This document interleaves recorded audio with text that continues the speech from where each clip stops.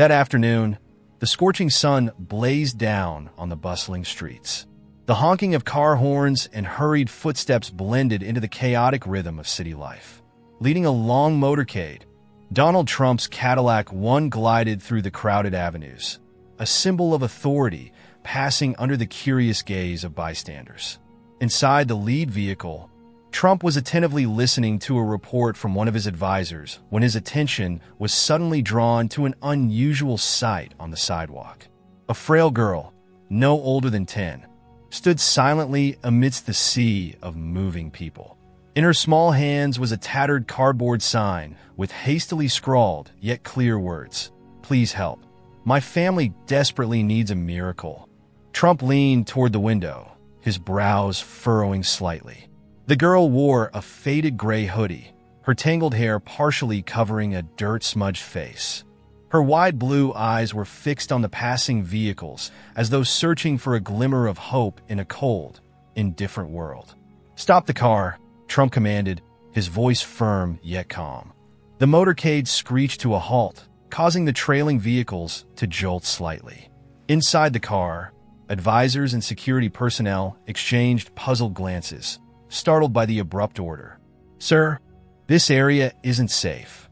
We should proceed with the route," one bodyguard said cautiously. "No," Trump interrupted, his gaze unwavering from the small figure on the sidewalk. "I want to know that girl's story." No one dared to object. Trump opened the car door and stepped out, immediately drawing the curious attention of the crowd. A few people recognized him and quickly pulled out their phones to record. The air seemed to still as he approached the little girl. Crouching slightly to meet her gaze, Trump softened his expression. "What's your name, sweetheart?" he asked, his voice gentle yet commanding. The girl flinched, her eyes darting nervously to the security guard standing nearby. My name is Lily," she replied, her small hands clutching the cardboard sign like a shield. "Lily, why are you standing here?" Trump continued, lowering his voice as if to reassure her. Lily bit her lip, her gaze flickering with a hint of fear before she gathered the courage to answer. I just need someone to help my mom. She's very sick. We don't have a home. My dad died in the war." Her voice trembled, but her wide eyes held a quiet determination. Trump froze for a moment, his gaze softening further but tinged with deep thought. "Where did your dad serve?" he asked gently.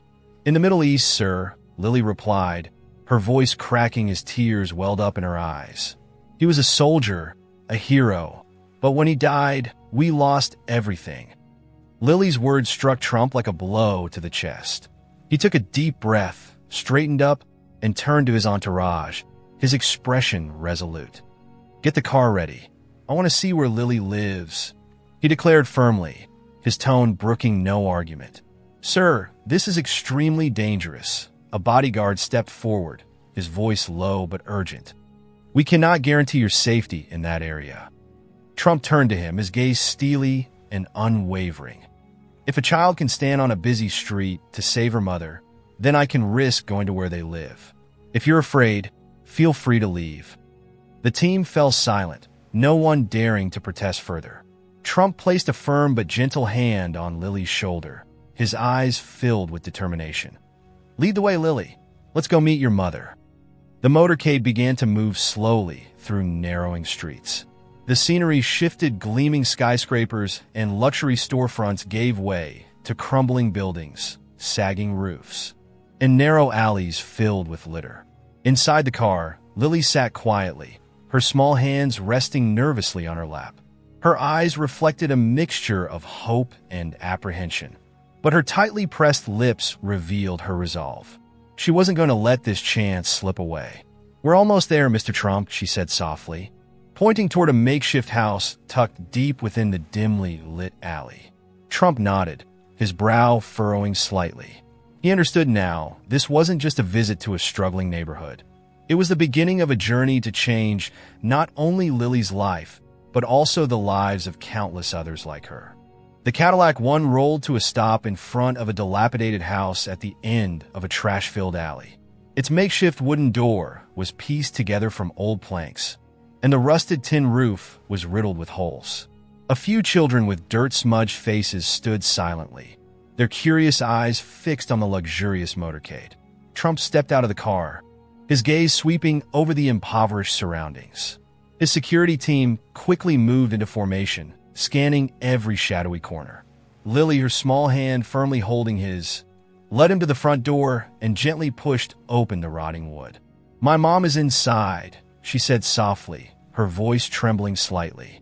Trump entered, his eyes immediately drawn to a small bed in the corner where a frail woman lay. She struggled to sit up, her eyes widening with a mix of surprise and apprehension as strangers filled the tiny space. "Mom, this is Mr. Trump," Lily said, her voice quiet but brimming with hope. "He's here to help us?" The woman looked up, her dry, cracked lips quivering. "Mr. Trump," she murmured, her voice hesitant, as though unsure if what she was seeing was real. Trump knelt beside her and extended his hand. "You don't need to say anything," he reassured her, his voice calm and warm.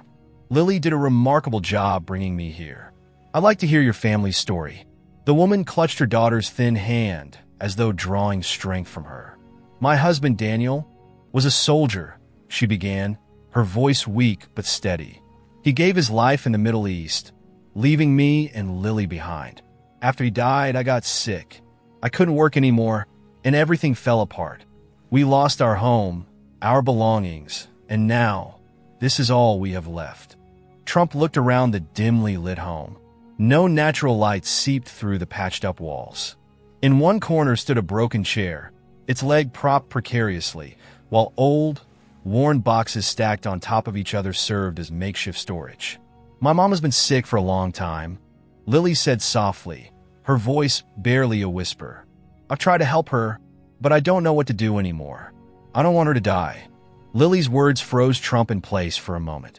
He gazed deeply into the worried eyes of the little girl, her desperation cutting through the silence of the room. Turning to his entourage, he spoke with unmistakable urgency. "I need a full report on this family's situation immediately. Her mother's health must be evaluated tonight," Trump ordered, his voice leaving no room for debate. One of his advisors stepped closer and murmured, "Sir, this is a dangerous area. We shouldn't stay here too long. It would be better to let specialized organizations handle this." Trump turned sharply, his expression resolute. "She doesn't need promises. She needs action. I'm not leaving until I know that both of them are going to get the help they need." He knelt beside Lily, resting a reassuring hand on her shoulder. "Lily, you've done something incredibly brave. You've been fighting for your mom. Now, it's my turn to fight for both of you." The woman on the bed broke down, tears streaming down her hollow cheeks. "Mr. Trump, thank you.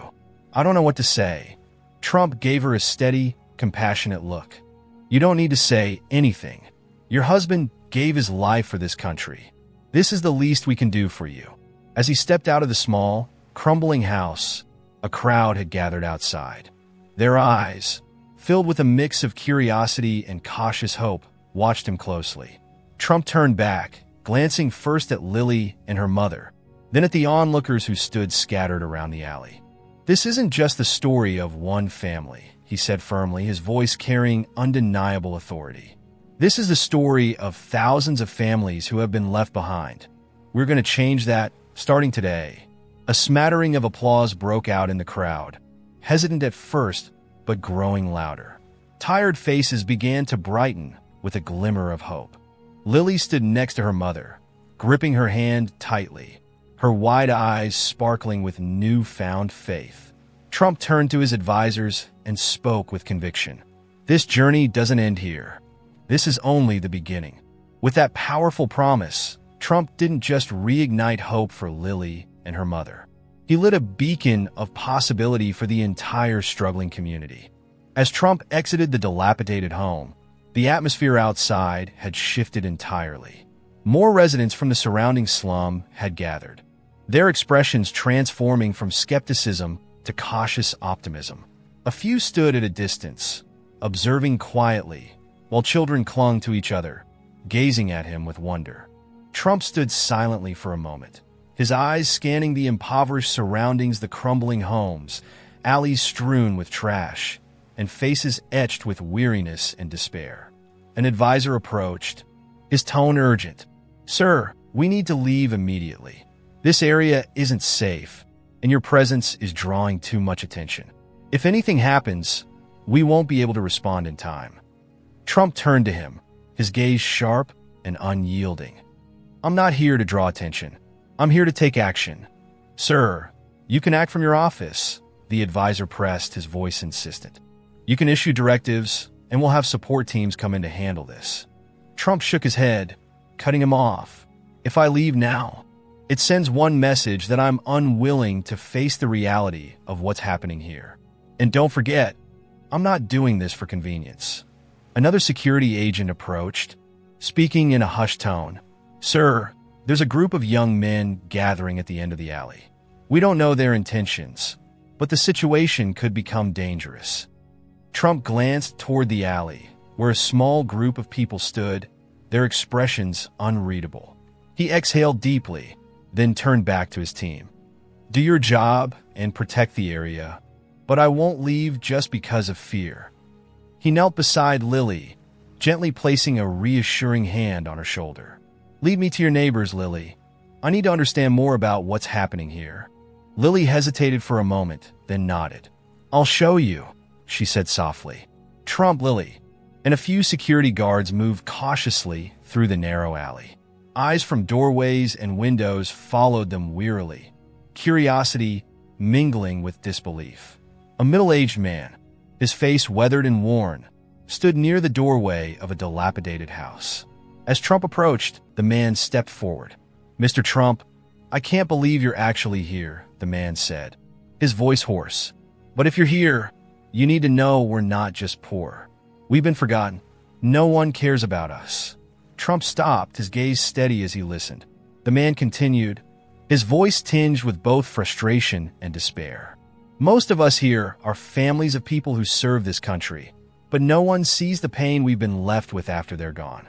My son had to drop out of school. We survive on whatever scraps we can pull together, but it's never enough."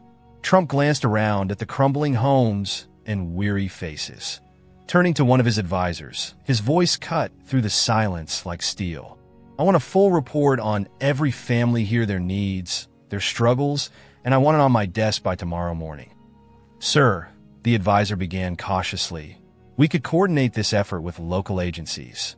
Trump interrupted, his tone firm and unyielding. "They've waited long enough. We're not going to delay any further.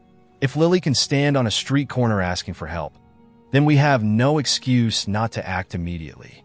As Trump returned to the front of Lily's house, the crowd outside had grown significantly. He stepped onto the worn, creaking steps, turning to face the sea of weary faces now watching him intently. The crowd, once wary and distant, had gathered closer, their expressions a mix of curiosity and fragile hope. No family, especially the family of someone who sacrificed everything for this country, should have to live like this. Trump declared, his voice ringing out through the hushed alley. "You have been forgotten, but that ends today. I promise you, I will not only help Lily and her mother, but I will help every single one of you. Together, we will change this." A few scattered claps broke the silence, gradually swelling into louder applause. Tears glistened in the eyes of some in the crowd, and for the first time in years, a spark of hope lit up their faces. Trump turned back to Lily, kneeling slightly as he gently took her hand. In a soft but resolute tone, he said, "Thank you for having the courage to speak up. You didn't just help your mother, you've helped this entire community. I promise you, I won't let you down." As Trump climbed into the Cadillac one, he paused before closing the door, turning to his lead security officer. "From this moment on, this is my top priority. I want every resource mobilized immediately, and remember, I will personally oversee every step of this initiative." The motorcade began to move slowly, rolling out of the slum. Behind it, the crowd remained, their eyes following the figure of the man who had just ignited a flame of hope in their community. But for Trump, this was far from the end. It was the beginning of a much greater mission. Within weeks, Lily's story and Trump's actions had spread across the United States like wildfire. A video capturing the moment Trump stopped his motorcade to speak with the young girl became a viral sensation on social media. The image of him holding Lily's hand as they entered the slum, undeterred by potential danger, deeply moved people from all walks of life. On Twitter, the hashtag #HopeForHeroes trended nationwide. Thousands of people shared Lily's story along with their own accounts of sacrifice and the hardships faced by veteran families across the country. One standout comment read, "Lily isn't just a little girl. She's become a symbol for all the forgotten families. We can't turn our backs on them anymore." But the movement didn't stop with Lily's story.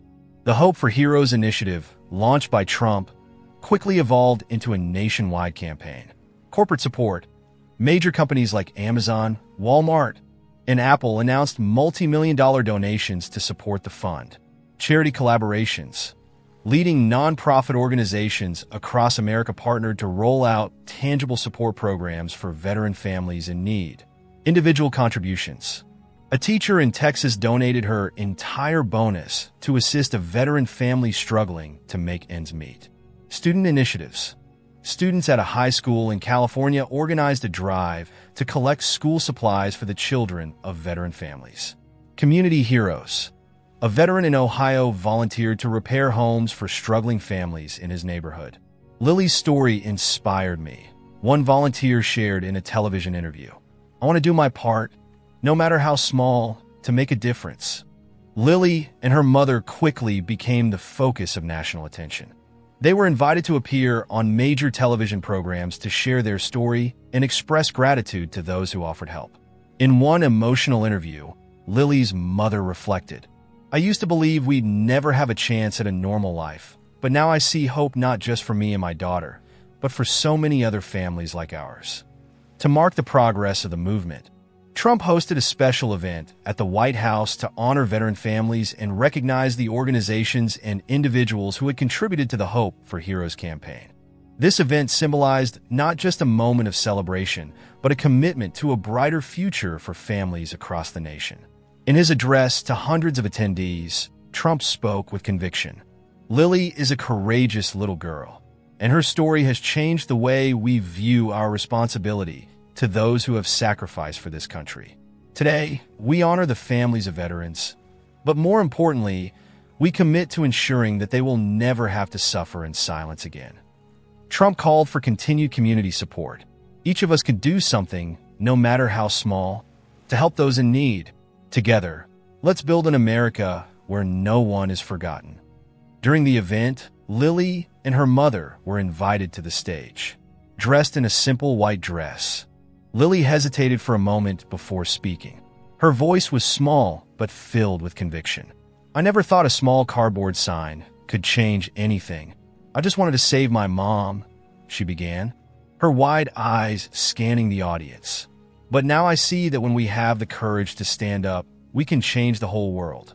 Thank you, Mr. Trump, and thank you to everyone who helped my family and so many others." The audience erupted into thunderous applause, the sound echoing through the hall. Many in the crowd wiped away tears, deeply moved by the sincerity and bravery of the young girl.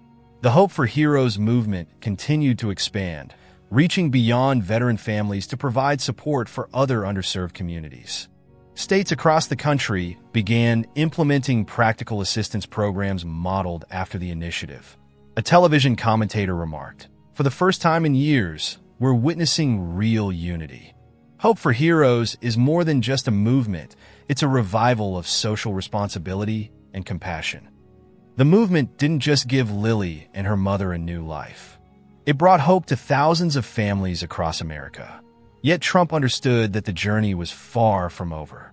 His resolve deepened, determined to ensure that no one would be left behind. Months later, the Hope for Heroes initiative had brought monumental change nationwide. Thousands of veteran families received vital support, from housing and healthcare services to job opportunities. Stories of hope and transformation flooded the media, inspiring and warming hearts across the nation. On a bright, sunny morning, Trump presided over the dedication ceremony for a new national memorial at the National Mall, honoring fallen veterans and their families. The moment symbolized not only recognition of sacrifice, but also the enduring commitment to uplift those who gave everything for their country. The memorial was a deeply symbolic design, a bronze statue depicting a soldier kneeling to hold the hand of his young daughter, representing sacrifice and the enduring bond of family. Inscribed on the base of the statue were the words, "They gave everything, and now we must ensure they are never forgotten." Lily and her mother were invited to join Trump on stage as the statue was unveiled. Thunderous applause erupted, mingled with tears of emotion from the crowd as the powerful image came into view. Trump stepped to the podium, his voice both strong and filled with emotion. "Today, we are not just unveiling a memorial, we are engraving a reminder into the heart of our nation that those who have sacrificed for this country deserve our deepest respect, and their families deserve a future worthy of their sacrifice." Lily taught me a valuable lesson. Courage knows no age, and hope can illuminate even the darkest places. The applause grew even louder, a standing ovation rising across the crowd. As Trump stepped away from the podium, he gestured warmly to Lily, signaling her turn to speak. The young girl stepped forward, dressed in a simple white dress, her eyes filled with determination, yet tinged with hesitation. Her voice, shaky but heartfelt, echoed through the crowd. "I'm just a little girl. All I wanted was to save my mom. But thanks to Mr. Trump and everyone here, I've learned that even the smallest actions can change the world. Thank you for not only helping my mom and me, but also helping other families like ours."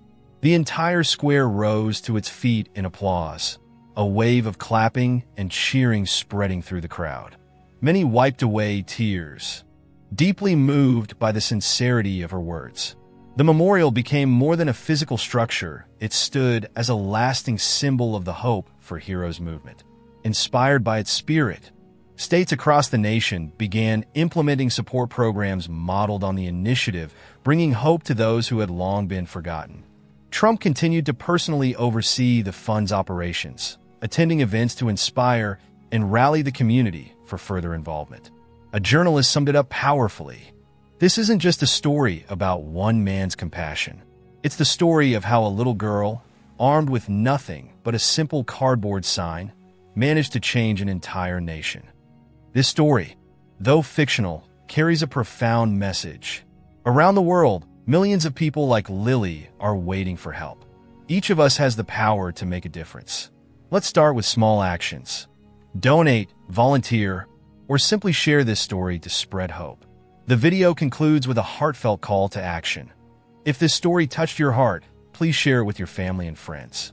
Don't forget to subscribe to our channel to help us spread more stories of kindness and humanity. Every share is a spark of hope. Every action a step toward change. Thank you for being part of this journey. The story ends with a clear and powerful message. Unity and compassion can create miracles, even from the smallest of actions.